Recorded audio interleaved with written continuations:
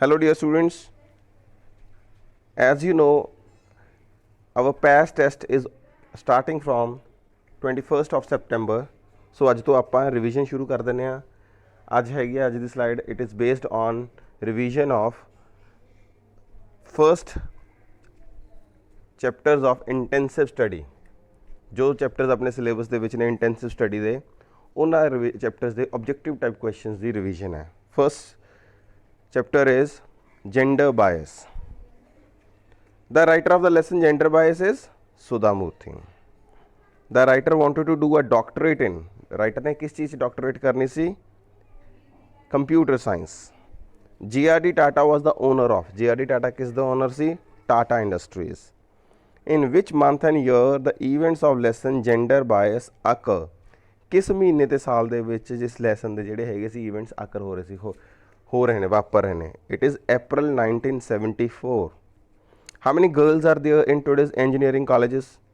अजकल के engineering college कितनी लड़कियां ने? 50%। Why did the author collect ₹30 each from her friends? Author ने 30 रुपये अपनी सहेलियों तो क्यों इकट्ठे किए? जो ऑथर को कॉल आई सी तो इंटरव्यू से आ जा, साढ़े एक्सपेंसिस से आ जा, कंपनी के एक्सपेंसिस से आ जा पुणे, तो ऑथर ने कहा भी चलो ठीक है इंटरव्यू जॉब तो मिलनी नहीं, इसलिए उन्हें अपने फ्रेंड्स तो 30 रुपीज़ इकट्ठे किए कि चलो कंपनी के खर्चे से साड़ियाँ खरीद के लेके आवेंगे। Sumant Moolgaokar was the chairman of, Sumant Moolgaokar किस द चेयरमैन सी? Telco company corporation. Dash started the basic infrastructure in India किने बेसिक इंफ्रास्ट्रक्चर शुरू किया सीगा इंडस्ट्रीज इन इंडिया? टाटाज ने। The writer received a dash to appear for an interview at Telco's Pune office. Writer ਨੂੰ dash receive होया सी कि interview तो बुलाया गया कि द्वारा? टैलीग्राम द्वारा। There were dash people on the interview panel. Interview panel ਦੇ ਵਿੱਚ डैश ਬੰਦੇ ਸੀ। किन्ने ਬੰਦੇ ਸੀ? 6।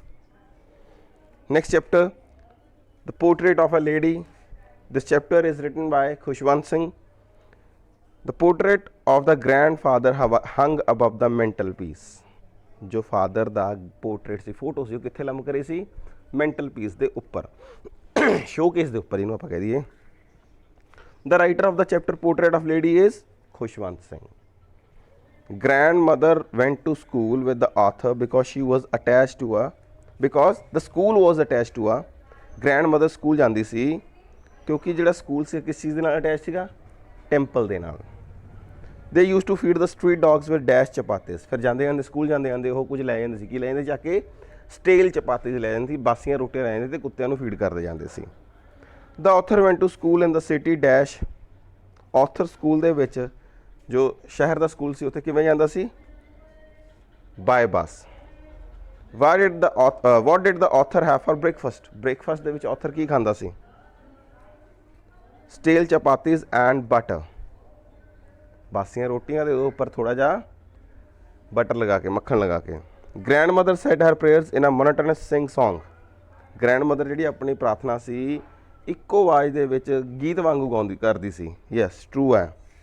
Grand mother was tall and thin. Grandmother tall and thin सी, नो फॉल्स है, she was short and fat. Were the author and grandmother good friends? कि ऑथर ते ग्रैंड मदर गुड फ्रेंड्स सीगे? Yes they were.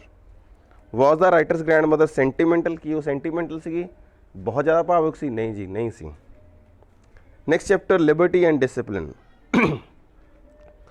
The British are dash when it comes to most of the things. जोड़े British ने वो की ने United ने, जुड़े हुए ने जो कोई चीज़ों च कई मसलों की गल आउंदी है। Discipline is a restraint of dash. जी डिसिप्लिन है लिबर्टी के उपर रोक है। Discipline is dash for a modern man.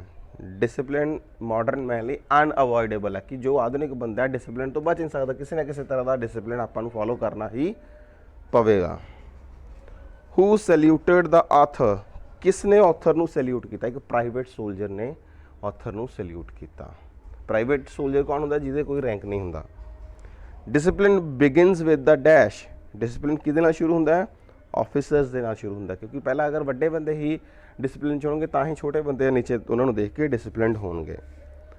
The leader can build the leadership of his team on the discipline of understanding. जो लीडर है अपनी टीम का डिसिप्लिन ਕਿਵੇਂ ਬਿਲਡ ਕਰ ਸਕਦਾ ਹੈ, ਅੰਡਰਸਟੈਂਡਿੰਗ ਦੇ ਬੇਸਿਸ ਤੇ। Who is the writer of the chapter liberty and discipline? ਇਸ ਚੈਪਟਰ ਦਾ ਰਾਈਟਰ ਕੌਣ ਹੈ? William Slim. We can have liberty without discipline?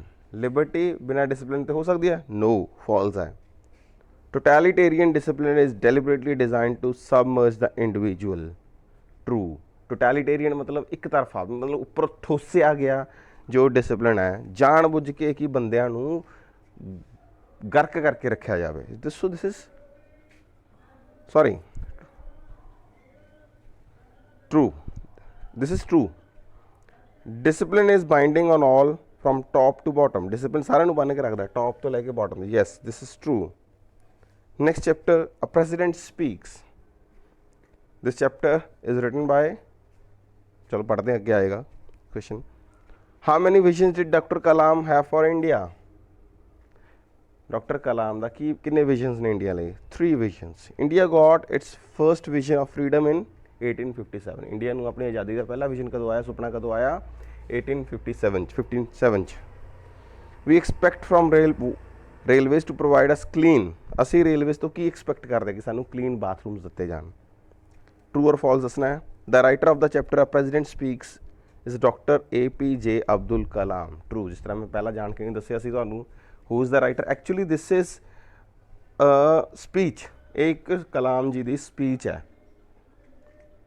ਉਹ ਸਪੀਚ ਨੂੰ ਆਪਣੇ ਇਹਦੇ ਵਿੱਚ ਕਨਵਰਟ ਕੀਤਾ ਗਿਆ ਚੈਪਟਰ ਦੇ ਵਿੱਚ। Doctor Kalam's first vision for India is that India must stand up to the world. Doctor Kalam ਦਾ ਫਰਸਟ ਵਿਜ਼ਨ ਇੰਡੀਆ ਕੀ ਹੈ ਕਿ India must stand up to the world. This is false. Self respect comes with self reliance. Self respect ਹੈਗੀ ਹੈ ਜਿਹੜੀ self reliance ਨਾਲ ਆਉਂਦੀ ਹੈ। True. Fill in the blanks. People from all over the world have come and dash ਅਸ। ਸਾਰੇ ਸੰਸਾਰ ਤੋਂ ਲੋਕ ਆਏ ਤੇ ਉਹਨਾਂ ਨੇ ਸਾਨੂੰ ਇਨਵੇਡ ਕੀਤਾ, ਹਮਲਾ ਕੀਤਾ। Kalam second vision is, vision for India is development. Yes, second vision ਕੀ ਹੈ? Development. We are the dash in milk production. We are the first in milk production. When New York becomes insecure we run to England. ਜਦੋਂ New York insecure ਹੋ ਜਾਂਦਾ ਅਸੀਂ England ਵੱਲ ਨੂੰ